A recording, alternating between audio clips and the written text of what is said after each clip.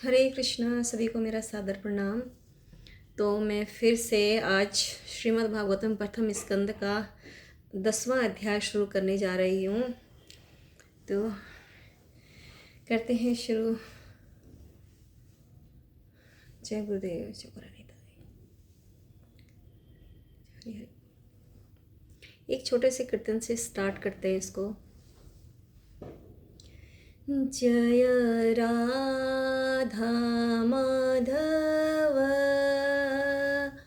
कुंज विहारी, जय राधा माधव कुंज बिहारी, जय गोपी जन वल्लभ गिरवरधारी, यशोदानंदन ब्रज जनरंजन, यशोदानंदन ब्रज जनरंजन, यमुना तीरा वन चारी, हरे कृष्ण कृष्ण कृष्ण हरे हरे, हरे राम राम राम हरे हरे, हरे कृष्ण कृष्ण कृष्ण हरे हरे, हरे राम राम राम हरे हरे। हरि हरि बोल। ओम नमो भगवते वासुदेवाय, ओम नमो भगवते वासुदेवाय, ओम नमो भगवते वासुदेवाय। नरं चैव नरोत्तमं देवीं सरस्वतीं व्यासं ततो जयम् उदीरयेत्, नष्टप्रायेषु अभद्रेषु नित्यं भागवत सेवया, भगवती उत्तम श्लोकैर्भक्तिर्भवति नैष्टिकी, कृष्णाय वासुदेवाय देवकी नंदनाय च नन्दगोपकुमाराय गोविन्दाय नमो नमः। मूकं करोति वाचालं पङ्गुं लङ्घयते गिरिं, यत्कृपातमहं वन्दे परमानन्दमाधवं, श्रीचैतन्य ईश्वरं श्रीगुरुदीनतारिणं। हरि हरि। करते हैं शुरू श्रीमद् भागवतम की। जय हो।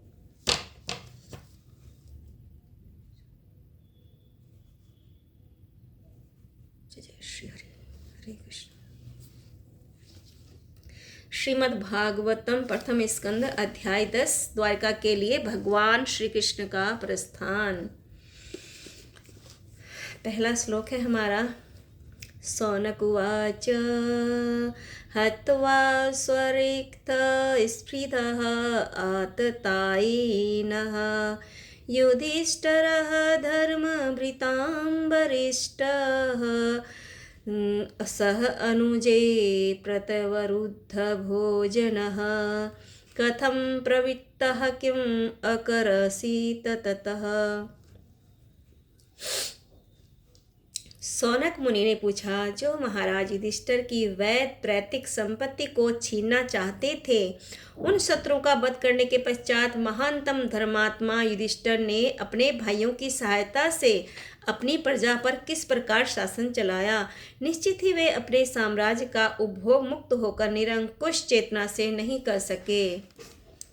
श्लोक नंबर 2 है। सुतुवाच वंशं कुरोह वंशदवग्निर्निर्हतं, संरोयहित्वा भवभावन हरि, निवेशयित्वा निजराज्येश्वरः, युधिष्ठिरं प्रीतमना बभूवः। श्री सुखदेव गोस्वामी ने कहा, विश्व के पालन करता भगवान श्री कृष्ण महाराज युधिष्ठिर को उनके साम्राज्य में पुनः स्थापित करके एवं बाँस से लगने वाली दावाग्नि की तरह क्रोध की अग्नि से विनिष्ट हुए कुरुवंश को पुनर्जीवित करके अत्यंत प्रसन्न हुए। श्लोक नंबर 3। निशम्य भीष्म उक्तम अथ अच्युत उक्तम प्रवृत्त विज्ञान विधूत विभ्रमः ससास गाम इंद्र इव अजित आश्रयः परिधि उपानताम अनुज अनुवर्तितः। भीष्मदेव तथा अच्युत भगवान श्री कृष्ण ने जो कुछ कहा उससे प्रबुद्ध होकर महाराज युधिष्ठिर परिपूर्ण ज्ञान विषयक मामले में व्यस्त हो गए, क्योंकि उनके सभी संदेह दूर हो चुके थे। इस प्रकार उन्होंने पृथ्वी तथा सागरों पर राज किया और उनके छोटे भाई उनका साथ देते रहे। श्लोक नंबर 4। कामः कामं ववर्ष पर्जन्यः सर्वकामदुधामहि सिसिचुः सम्व्रजान गावः पयसोधस्तवतीर्मुदा मुदा। महाराज युधिष्ठिर के राज्य में बादल लोगों की आवश्यकता अनुसार पानी बरसाते थे और पृथ्वी मनुष्यों की समस्त आवश्यकताओं को प्रचुर मात्रा में उत्पन्न करती थी। दूध से भरे थनों वाली तथा प्रसन्न चित्त वाली गायें अपने दूध से चारागाह को सिक्त करती रहती थी। श्लोक नंबर 5। नदः समुद्रा गिरयः सवनस्पति विरुद्धः फलन्त्योषधयः सर्वाः कामा मनवृतु तस्य वे। प्रत्येक ऋतु में नदियाँ, समुद्र, पर्वत, जंगल, लताएं तथा कारगर औषधियाँ प्रचुर मात्रा में राजा को अपना अपना कर चुकता करती थी। श्लोक नंबर 6। नधयो वयाधयः कलेशा देवभूता महेत्वः अजातशत्रावभवन् जन्तूनां राज्ञी करहिचित्। चूँकि राजा का कोई शत्रु न था, अतः समस्त जीव कभी भी मानसिक क्लेशों, रोगों या अत्यधिक ताप का शीत से विचलित नहीं थे। श्लोक नंबर 7। उषित्वा हस्तिनपुरे मासान कतिपयान् हरिः सुहृदाहां च विशोकाय स्वसुच प्रियकाम्या। भगवान श्रीहरि अपने संबंधियों को सांत्वना देने तथा अपनी बहन सुभद्रा को प्रसन्न करने हेतु कुछ महीने हस्तिनापुर में रहे। श्लोक नंबर 8। आमन्त्र्य चाभ्यनुज्ञातः परिस्वज्याभिवादतम् आरुरोह रथं केश्चित् परिस्पवक्तोऽभिवादितः। तत्पश्चात जब श्री भगवान ने प्रस्थान करने की अनुमति मांगी और राजा ने अनुमति दे दी, तो श्री भगवान ने महाराज युधिष्ठिर के चरणों में नतमस्तक होकर प्रणाम किया और राजा ने उनको गले लगा लिया। इसके पश्चात अन्य व्यक्तियों द्वारा गले मिलकर एवं प्रणाम स्वीकार करके वे अपने रथ में आरूढ़ हुए। श्लोक नंबर 9 and 10। सुभद्रा द्रौपदी कुंती विराट तन्या तथा गांधारी धृतराष्ट्रश्च युयूत सुरगोतमो यमो विक्रोदरश्च धौमश्च स्त्रियो मतश्च सुतादयः न सेहिरे विमुहयन्तो विरहं सार्गधन्वनः। उस समय सुभद्रा, द्रौपदी, कुंती, उत्तरा, गांधारी, महाराज धृतराष्ट्र, युयुत्सु, कृपाचार्य, नकुल, सहदेव, भीमसेन, धौम्य तथा सत्यवती सभी मूर्छित से हो गए, क्योंकि श्री भगवान श्री कृष्ण का वियोग सह पाना उन सबके लिए असंभव था। श्लोक नंबर 11 and 12। सत्संगानं उक्त दुःसंगो हान्तु नोत सहते बुद्धः कृत्यमानं यशो यस्य सकृदाकर्ण्यरोचनं तस्मिन् यस्तधिय पार्था सहरेण विरहं कथं दर्शन स्पर्श संलाप शयनासन भोजनेः। वह बुद्धिमान जिसने शुद्ध भक्तों की संगति से परमेश्वर को समझ लिया है और जो भौतिक कुसंगति से मुक्त हो चुका है, वह श्री भगवान के यश को सुनने से चूकेगा नहीं। इसीलिए आप लोग भी सुनिएगा। उसने चाहे उनके विषय में एक ही बार क्यों न सुना हो, तो भला पांडव उनके वियोग को कैसे सह पाते, क्योंकि वे उनके घनिष्ठतापूर्वक संबंधित थे। वे उन्हें साक्षात अपने समक्ष देखते थे, उनका स्पर्श करते थे, उनसे बातें करते थे और उन्हीं के पास सोते उठते बैठते तथा भोजन करते थे। श्लोक नंबर 13। सर्वे ते अनिमीसेः अच्छेह तम अनुचे द्रुतचेतसः विचन्तः स्नेह संबद्धाः विचेलु तत्र तत्र। उन सबके हृदय उनके आकर्षण रूपी पात्र में द्रवित हो रहे थे। वे उन्हें अपलक नेत्रों से देख रहे थे और स्नेह के बंधन में बंधकर व्यग्रता से इधर उधर मचल रहे थे। श्लोक नंबर 14। न्ययरुन्धन् उदगलत बाष्पम् औत्कण्ठयात् देवकी सुते निर्याति आगरात् नः अभद्रम् इति शात बान्धव स्त्रियः। सगी संबंधी नातेदार स्त्रियां जिनके नेत्रों से भगवान श्री कृष्ण के लिए उत्कंठावश अश्रुधारा उमड़ रही थी, महल से बाहर आ गई। वे बड़ी मुश्किल से अपने आंसू रोक पाई। उन्हें भय था कि प्रस्थान के अवसर पर आंसू से अपशकुन हो सकता है। श्लोक नंबर 15। मृदंग शंख वैर्यः च वीणा प्रणव गोमुखा धुंधुरी आनक घंटा आगाने दुदुन्दुभः तथा। हस्तिनापुर के राजमहल से श्री भगवान के प्रस्थान के समय उनके सम्मान में विभिन्न प्रकार के ढोल यथा मृदंग, ढोल, नगाड़े, धुंधुरी तथा दुदुम्बी एवं विभिन्न प्रकार की बंसियां, वीणा, गोमुख और भेरियां एक साथ बज उठे। श्लोक नंबर 16। प्रासाद शिखरारुणाः कुरु नार्यो दिदृक्षया वविश्रुः कुसुमेः कृष्णं प्रेम वीणा स्मते क्षणः। श्री भगवान को देखने की प्रेममयी इच्छा से कुरुओं की राजवंशी स्त्रियां राजमहल की छत पर चढ़ गई और स्नेह तथा लज्जा से युक्त हंसती हुई श्री भगवान पर पुष्पों की वर्षा करने लगी। हरि हरि श्री हरि। श्लोक नंबर 17। सीतातपत्रं जग्राह मुक्तादाम विभूषितं रत्नदंडं गुणाकेशः प्रियः प्रियतमस्यः। उस समय महान योद्धा तथा निद्रा को जीतने वाले अर्जुन ने, जो परम प्रिय श्री भगवान का घनिष्ठ मित्र था, एक छाता ले लिया जिसका हत्था रत्नों का था और जिसमें मोतियों की झालर लगी थी। श्लोक नंबर 18। उद्धवः सात्यकी चैव व्यंजने परमादभूते विकीर्यमाणः कुसुमे रेजे मधुपतिः पथि। उद्धव तथा सात्यकी अलंकृत पंखों से श्री भगवान पर पंखा झलने लगी और मधु के स्वामी भगवान श्री कृष्ण ने बिखरे हुए पुष्पों पर आसीन होकर उन्हें मार्ग पर चलने हेतु आदेश दिया। श्लोक नंबर 19। अश्रूयन्त आशीषः सत्याः तत्र तत्र द्विज इरिताः न अनुरूपाः च निर्गुणस्य गुण आत्मनः। जहाँ तहाँ यह सुनाई पड़ रहा था कि भगवान श्री कृष्ण को दिए गए आशीर्वाद न तो उनके उपयुक्त है न अनुपयुक्त, क्योंकि वे सब उन परम पुरुष के लिए थे जो इस समय मनुष्य की भूमिका निभा रहे थे। कौन निभा रहे थे? हमारे प्यारे श्री कृष्ण।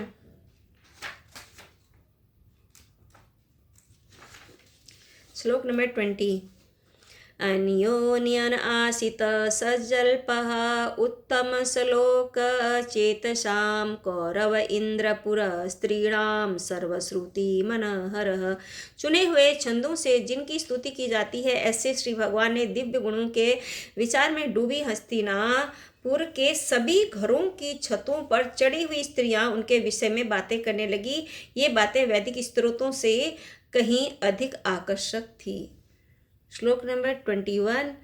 सवे किलायं पुरुषः पुरातनो एय एक आसीद विशेष आत्मनि अग्रे गुणेभ्यो जगदात्मनि मनीश्वरे निमिलितात्मन्निसि सुप्त शक्तिषु। वे कहने लगी, जैसा हमें निश्चित रूप से स्मरण है, यही है वे जो आदि परमेश्वर हैं। प्रकृति के गुणों की व्यक्त सृष्टि के पूर्व वे ही अकेले विद्यमान थे। चूंकि वे परमेश्वर हैं, अतएव सभी जीव उन्हीं में लीन होते हैं, मानो रात्रि में सोए हुए हों और उनकी शक्ति रुक गई हो। हरि हरि। श्लोक नंबर 22। स एव भूयो निर्जवीर्यचोदितां स्वजीवमायां प्रकृतिशिश्रीच्छतीम् अनामरुदपात्मनि रूपनाम्नि विदितसम्मानो अनुसंसार सात्रकृत। तब श्री भगवान ने अपने अंश रूप जीवों को नाम तथा रूप प्रदान करने की इच्छा से उन्हें भौतिक प्रकृति के मार्गदर्शन के अंतर्गत कर दिया। भौतिक प्रकृति उनकी ही शक्ति से पुनः सृष्टि करने हेतु सक्षम होती है। श्लोक नंबर 23। स वा अयं यत् पद्मत्र सूर्यो जितेन्द्रिया निर्जितमातरीश्वनः पश्यन्ति भक्तयुक्तलितामलात्मना नन्वेष सत्वं परिमाष्टुमर्हति। ये वे ही पूर्ण पुरुषोत्तम भगवान हैं, जिनके दिव्य रूप का अनुभव महान भक्तों द्वारा किया जाता है, जो सुदृढ़ भक्तों द्वारा तथा जीवन एवं इंद्रियों पर पूर्ण स्वयं द्वारा भौतिक चेतना से पूर्ण रूप से विशुद्ध हो चुके हैं। अस्तित्व को विमल बनाने का यही एकमात्र मार्ग है। हरे कृष्णा। 24 श्लोक नंबर 24। स वा अयं सख्य अनुगीत सत्कथो वेदेषु गुह्येषु च गुह्यवादिभिः य एक ईशो जगदात्मलील्या सृजत्यवत्यति न तत्र सज्जते। हे सखियों, यहाँ पर वही श्री भगवान हैं जिनकी आकर्षण तथा गोपनीय लीलाओं का वर्णन महान भक्तों द्वारा वैदिक साहित्य के गुह्यतम अध्यायों में हुआ है। वे ही भौतिक जगत की सृष्टि, पालन तथा संहार करने वाले हैं, फिर भी वे उससे अप्रभावित रहते हैं। हरि हरि बोल। श्लोक नंबर 25। यदाह धर्मेण तमोधियो निर्पाजीवन्ति तत्रे सहि सत्वतः किल तत्ते भंग सत्यमृतं दयायसो भवाय रूपाणि ददधुगे युगे। जब भी राजा तथा प्रशासक तमोगुण में स्थित पशुओं की तरह रहते हैं, तो श्री भगवान अपने दिव्य रूप में अपनी परम शक्ति सत्य ऋतु को प्रकट करते हैं, श्रद्धालुओं पर विशेष दया दिखाते हैं, अद्भुत कार्य करते हैं तथा विभिन्न कालों तथा युगों में आवश्यकता अनुसार विभिन्न दिव्य रूप प्रकट करते हैं। श्लोक नंबर 26। अहो अलम श्लाघतं यदो कुलमहो अलम पुण्यतं मधोर्वनं यदेश पुंसां वृषभः श्रियपति स्वजन्मा चक्रमणेन चाच्यति। ओ यदुवंश कितना यशस्वी है और मथुरा की भूमि कितनी पुण्यमयी है, जहाँ समस्त जीवों के परम नायक लक्ष्मीपति ने जन्म लिया और अपने बचपन में विचरण किया। हरि बोल। श्लोक नंबर 23। अहो बत सर्वशक्ति तरस्करी कुशस्थली पुण्य यशस्करी भुवः पश्यन्ति नित्यं यदनुग्रहेसितं स्मितावलोकं स्वपतिं समयत् प्रजा। निसंदेह यह कितना आश्चर्यजनक है कि द्वारका ने स्वर्ग के यश को पराजित करके पृथ्वी की प्रसिद्धि को बढ़ाया है। द्वारका के निवासी समस्त जीवों के आत्मा भगवान श्री कृष्ण का उनके प्रिय स्वरूप में सदैव दर्शन करते हैं। श्री भगवान उन पर दृष्टिपात करते हैं और अपनी मुस्कान भरी चितवन से उन्हें कृतार्थ करते हैं। श्लोक नंबर 28। नूनं व्रतिस्नानहुत आदिना ईश्वर समर्चितः हि अस्य गृहीतपाणिभिः पिबन्ति या सखी अधर अमृतं मुहुः ब्रजस्त्रिय समूहुः यत आस्याः। हे सखियों, तनिक उनकी पत्नियों के विषय में सोचो जिनके द्वारा उनका पाणिग्रह हुआ था। उन्होंने कैसा व्रत, स्नान, यज्ञ तथा ब्रह्मांड के स्वामी की सम्यक पूजा की होगी, जिससे वे सब उनके अधरामृत का निरंतर आस्वादन चुंबन द्वारा कर रही हैं। ब्रजभूमि की बालाएं ऐसी कृपा की कल्पना से ही प्रायः मूर्छित हो जाती होगी। श्लोक नंबर 29। या वीर्यशुल्केन हृताः स्वयंवरे परमथ्य चेद प्रमुखान् हि सुस्मिणः प्रद्युम्न अपराया च प्रद्युम्न सांब अम्बसुत आदय अपराया च आहृताः भौमवदे सहस्रशः। सॉरी, एक बार मैं इसको और दोबारा से मैं श्लोक को करना चाहूँगी। या वीर्यशुल्केन हृताः स्वयंवरे प्रमथ्य चेद पुरमुखान् हि सुस्मिणः प्रद्युम्न सांबाम्ब सुतादयोपरा याश्चाहिता भौमवदे सहस्रः। इन पत्नियों ने संतानों के प्रद्युम्न, सांब, अम्ब इत्यादि उन्होंने शिशुपाल के नायकत्व में आए हुए अनेक शक्तिशाली राजाओं को हराकर रुक्मणी, सत्यभामा तथा जामंती जैसी स्त्रियों का उनके स्वयंवर समारोहों से बलपूर्वक हरण किया था। उन्होंने भौमासुर तथा उसके हजारों सहायकों का वध करके अनेक स्त्रियों का भी हरण किया था। ये समस्त स्त्रियां धन्य हैं। श्लोक नंबर 30। एताः परम स्त्री अपास्तपेशलं निरस्तशौचं वत साधु कुर्वते यासां गृहात् पुष्करलोचनः पति न जातु अपेति आहति हृदि स्पृशन। इन सभी स्त्रियों ने व्यक्तित्व तथा शुद्धि के विहीन होते हुए भी अपने जीवन को धन्य किया। उनके पति कमल नयन श्री भगवान ने उन्हें घर में कभी अकेले नहीं छोड़ा। वे उनके बहुमूल्य भेंट प्रदान करके उनके हृदयों को प्रसन्न बनाते रहे। श्लोक नंबर 31। एव विद्या गदन्तीना सगिरः पुर्योषितां निरीक्षणेनाभिन्दनं सस्मितेन ययो हरिः। राजधानी हस्तिनापुर की स्त्रियां जब उनका अभिनंदन कर रही थी और इस प्रकार वे वार्तालाप कर रही थी, तो श्री भगवान ने मुस्कुराते हुए उनकी बधाइयाँ स्वीकार की और उन पर अपनी कृपा दृष्टि डालते हुए नगर से प्रस्थान किया। श्लोक नंबर 32। अजात शत्रु प्रीतनां गोपिथाय मधुदविषः परेभ्यः संकितः स्नेहात् प्रायुक्त चतुरंगिणीम्। यद्यपि महाराज युधिष्ठिर का कोई शत्रु न था, तो भी उन्होंने असुरों के शत्रु भगवान श्री कृष्ण के साथ जाने हेतु चतुरंगिणी सेना, घोड़ा, हाथी, रथ तथा पैदल सेना लगा दी। शत्रु से बचाव और श्री भगवान से स्नेह के कारण महाराज ने ऐसा किया।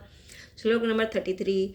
अतः दूरागतान् सौरिः कौरवान् विराहातुरान् सन्निवर्त्य दृढं स्निग्धान् प्रायात स्वनगरीं प्रियेः। भगवान श्री कृष्ण के प्रति प्रगाढ़ स्नेह बस कुरुवंशी पांडव उन्हें विदा करने हेतु उनके साथ काफी दूर तक गए। वे भावी बिच्छोह के विचार से व्यग्र थे, किंतु श्री भगवान ने उनसे घर लौट जाने का आग्रह किया और स्वयं अपने प्रिय संगियों के साथ द्वारका की ओर रवाना हुए। श्लोक नंबर 34।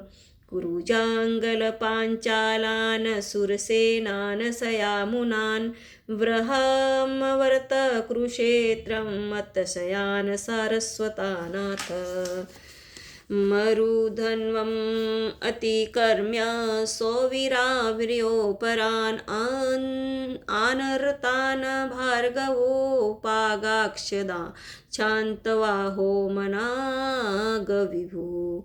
हे शौनक, तब श्री भगवान कुरुजांगल, पांचाल, सुरसेना, यमुना के तटवर्ती प्रदेश ब्रह्मावर्त, कुरुक्षेत्र, मत्स्या, सारस्वता, मरु प्रांत तथा जल के अभाव वाले भाग से होते हुए आगे बढ़े। इन प्रांतों को पार करने के बाद वे सौवी तथा आभीर प्रांत पहुँचे और अंत में इन सब के पश्चिम की ओर स्थित द्वारका पहुँचे। श्लोक नंबर 36। तत्र तत्र तत्र तैर्हरिः प्रत्युधतारहणः सायं भेजे दिशं पश्चादगविष्टो गां गतस्तदा। इन प्रांतों से होकर यात्रा करते समय उनका स्वागत किया गया, पूजा की गई और उन्हें विविध भेंटें प्रदान की गई। संध्या समय सभी संस्थानों में संध्याकालीन अनुष्ठान कृत्य करने हेतु श्री भगवान अपनी यात्रा स्थगित करते। सूर्यास्त के बाद नियमित रूप से ऐसा किया जाता।